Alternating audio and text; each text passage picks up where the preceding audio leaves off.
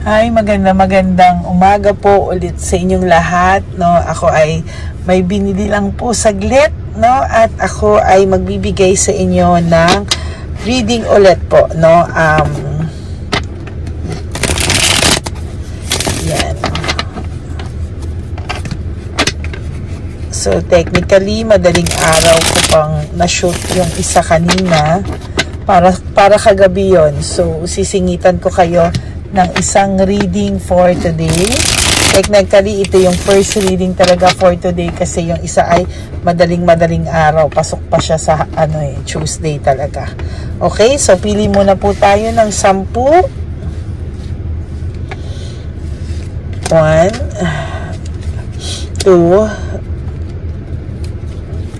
3, 4,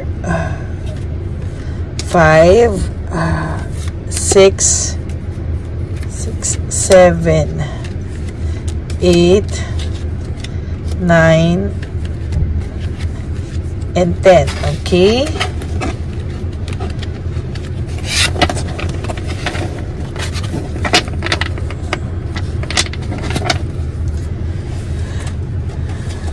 Okay, tingnan naman po natin. Pili pa po tayo ng isa.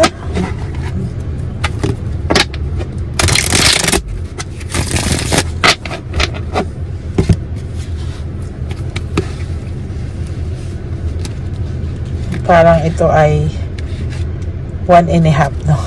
Yung una, yung first, ito ay 1.5. May bibigyan ko kayo ng 2, bibigyan ko kayo ng 3 para meron. Ito ay saling kit lang po. Sobrang bilis lang po ito kasi po ako ay may binili lang. 1, 2, bumili lang ako ng gamot. 3, 4, 5, 6, 7, 8, 9, and 10. Okay?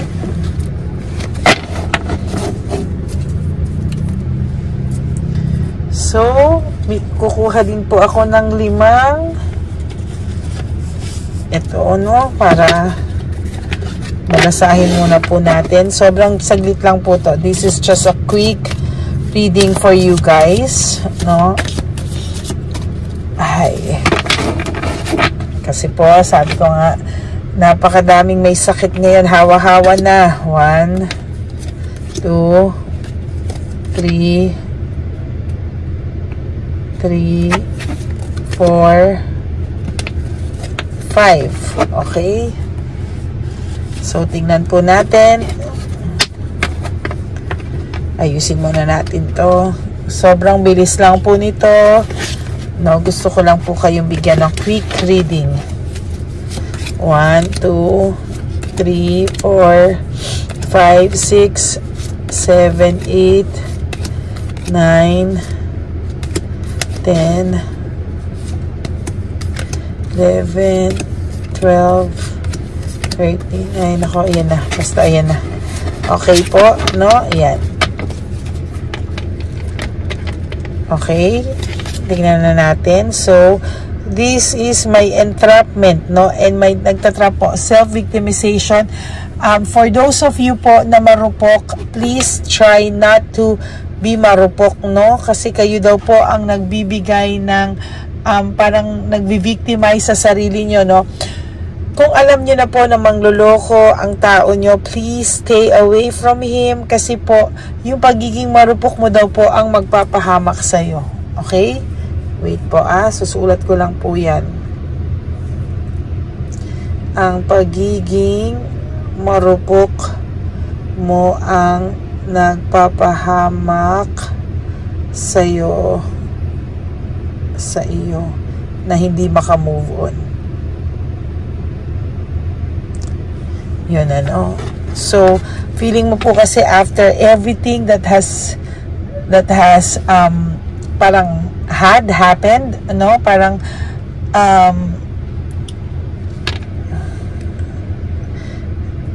nag-heal ka po, no? Pag nag-heal ka po, please, wag mo po siyang mamimiss. Kasi, minsan po, pag nag-heal, dun mo po siya namimiss, oh. There's willpower, desire, and inspiration. no? Pagka parang ikaw po ay nakakapag-heal, nawawala po yung atraso niya sa'yo, no? Parang napapatawad mo pa siya, parang namimiss mo pa siya. No, wag pong ganon, no? Kasi po, yung iba po, for those of you hindi, no? Natutuwa po ako para sa iba sa inyo na hindi na marupok and strong na, no? Marami na po sa inyo strong, pero marami pa rin po ako nakikitang marupok pa din. No, medyo marupok pa rin po. There's deception and manipulation sa mga niloko po. Turuan nyo po ng leksyon, ano? Wag po yung isang tawag lang sa inyo, isang ano lang sa inyo, marupok na po kayo kaagad. No, kailangan nyo pong maging matatag at wag po kayong magpapaloko at kahit po hindi siya ngayon nag-message, nami-miss nyo po siya. Alam na alam po ng person nyo paano kayo palalambutin. Magpapamiss po ito sa inyo.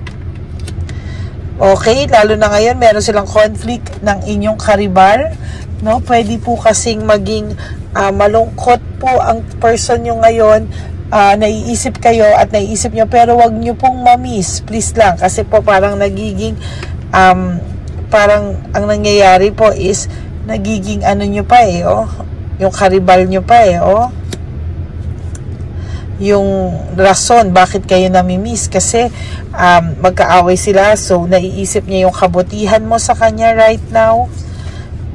Okay na po sa buhay mo eh, everything in your life is connected, so please wag ka na pong magiging marupok, no? Yung mga kaibigan mo galit na din, ayaw na rin nila pag-usapan to, sawang-sawa na rin po silang pag-usapan nyo ang person na ito. Disappointed na din po sila sa'yo, kaya wag mo pong ipapakita na namimiss mo pa rin tong person na to, or ano, kasi tangang-tanga na po sila sa iyo. Yung mga kaibigan mo po, okay? May pinagdadaang poverty or financial problem ito na kailangan niya ang tulong ng palakang kokak, kaya siya nandiyan din, ano? May bago sa yung parating na new venture,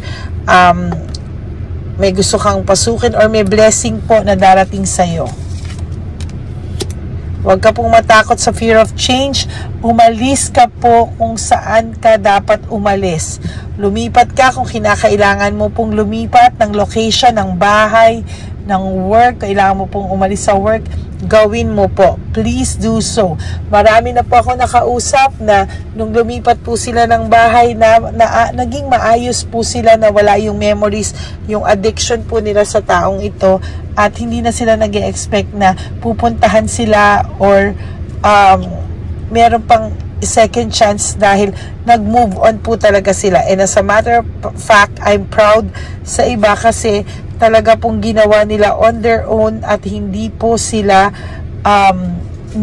kumuha ng kahit na anong nakakilala ng ex nila. Talagang marami po ako nakikilalang ganyan, ano, na talagang pinakita na nag-move on sila, and from there lalo po silang na-miss, no? Huwag ka pong gagawa ng isang bagay na magpapapansin ka, no? Ikaw po ang gagawa ng way para, halimbawa, may sisingilin ka or whatsoever, stop it, no? Kung gusto niyan magbayad, magbabayad yan. Kung gusto niyang ibalik sa'yo yung mga bagay na dapat ibalik, ibibigay niya yan sa'yo. Pero please stop it. Huwag ka pong magpapansin. Burnout and overstress ka dahil namimiss mo yung person mo, pero hindi po yan dahilan para magpapansin ka, okay? Huwag kang maging marupok, yan na nagpapahamak sa'yo kaya hindi ka makapag-move on, at huwag ka din pong magpapapansin, ha? For some of you, meron kang fulfillment na nag-aantay sa'yo, pero hindi po yan makakapunta sa'yo kapag hindi ka po umayos. Huwag ka pong maging marupok, okay? Huwag ka pong magiging marupok.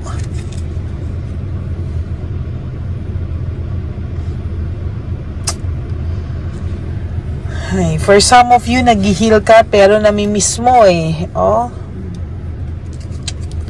Namimiss mo. Selfishness, jealousy, and insecurity. Maybe this person ay talagang nagkakaroon kayo ng nagsiselos ang person, nagsiselos ang third party sa'yo at inaaway ang person mo, there's selfishness, jealousy, and insecurity. May insecurity po akong nakikita na sobra-sobra dito. Looking ahead, no, meron itong iniisip na mga strategy, but wag ka pong bibigay. Quick decision, talagang naghiwalay kayo because of a very hindi pinag-isipang desisyon. But don't you worry, you have blessings. Okay ang takbo ng buhay mo ngayon.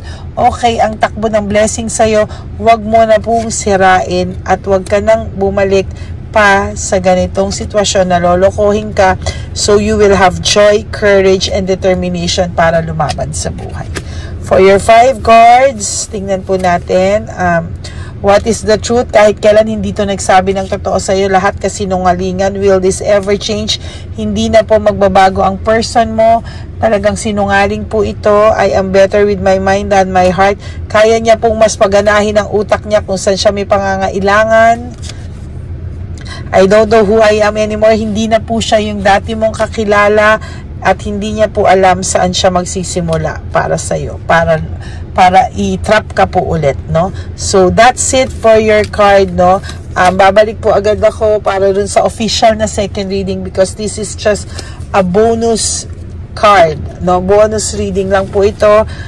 Mamaya po ako ay babalik po ulit sa inyo ng mas matagal, mas detalyado, pero ito lang po ang gusto kong sabihin, kaya lang po ako pina-read sa inyo ngayon para wag po kayong maging marupok sa mga oras na ito.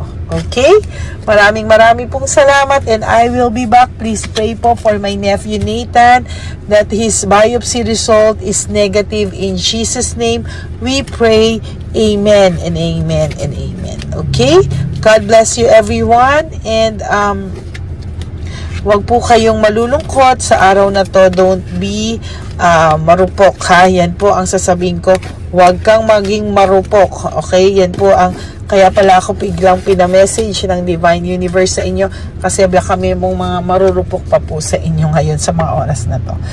Okay? For those of you who wants to have a private reading with me, you can message me at Lady Lee Elena. That's L-A-D-Y-L-Y. Nasa huli po yan ng ating video. Pwede nyo po yung basahin at panoorin. At i-message nyo po ako. Pag napanood nyo po to at gusto nyo akong i-message, pwede nyo po akong i-message dyan. That's my only legit account, no? So, pwede po dyan. Okay? Yun lang po. Maraming salamat. God bless you all. To all my Lady Elena family, friends, and subscribers, I love you all from the bottom of my heart. Yun lang po mga kapatid, no? Have a nice day ahead of you. I'll be back po for second reading. Uwi muna po ako. Thank you po. Bye!